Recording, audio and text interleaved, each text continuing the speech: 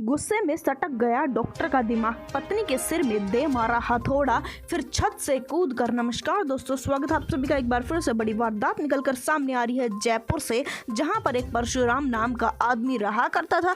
दरअसल बता दें कि फागी की एक सरकारी हॉस्पिटल में वह कार्यरत था। उसी समय की बात थी कि आज शाम में वह अपने घर पर आता है। आज काफी बड़े त्योहार का दिन था, इस वजह से उसकी पत्नी सोच रही थी कि वह दाल बाटी बनाएगी। इसी वजह से वह छत के ऊपर यह बनाने की तैयारियां कर रही थी। मकर संक्रांति के दिन की वारदात है। उसी समय पर पति आता है और अपनी पत्नी से बात करना शुरू कर देता है। महिला वहां पर सारी तैयारियां बाटी बनाने के लिए जो जकरा रखा हुआ था उसके पास में महिला बैठी हुई थी और उसी समय पर अचानक से ही पति और पत्नी के बीच में लड़ाई झगड़े होना शुरू हो जाते। दरअसल बता दें कि दंपत्ति की शादी करीबन 2008 में हुई थी। उसके बाद में कभी कभार पति और पत्नी के बीच में लड़ाई झगड़े हो जाया करते थे, पर बाद में लड़ाई झगड़े शांत भी हो जाया करते थे। 2018 में एक पति पत्नी के रिश्ते में ऐसा समय आ जाता है जिस समय पर उनके बीच में झगड़े काफी ज्यादा बढ़ चले जाते हैं। इतना ज्यादा बढ़ चले जाते हैं कि 2018 में महिला ने ये फैसला ले लिया था कि वो अपने पति से अलग रहेगी और अपने पति पर मामला दर्ज भी करवा दिया था।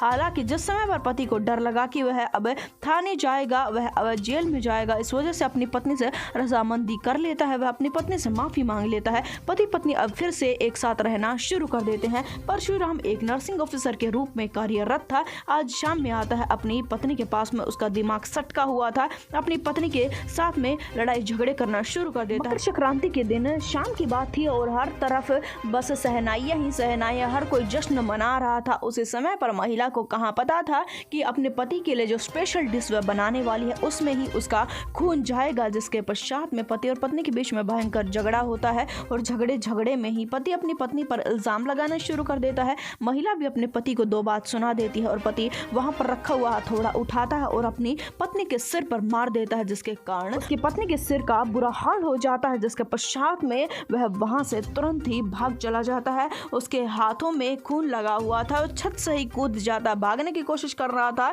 कि आसपास के लोग उसकी तरफ देख लेते हैं। सबको पता था कि उसकी पत्नी आज छत पर बाटी बना रही थी, जिसके चलते हर कोई उसे पकड़ लेता, पूछना शुरू कर देता है कि तुम छत से क्यों कूदे। पर उसके हाथ पर खून देखते ही हर कोई समझ जाता है कि कोई ना कोई बड़ी वारदात, कोई ना कोई बड़े कांड को अंजाम देकर आया है। इस वजह से पुलिस को बुला लिया जाता है। ऊपर जाकर देखा जाता है तो हर किसी का दिल दहल जाता है कि ऐसी वारदात को उसने अंजाम दिया था। हालांकि ये सब कुछ हो जाने के पश्चात में अब आरोपी को गिरफ्तार कर लिया गया है।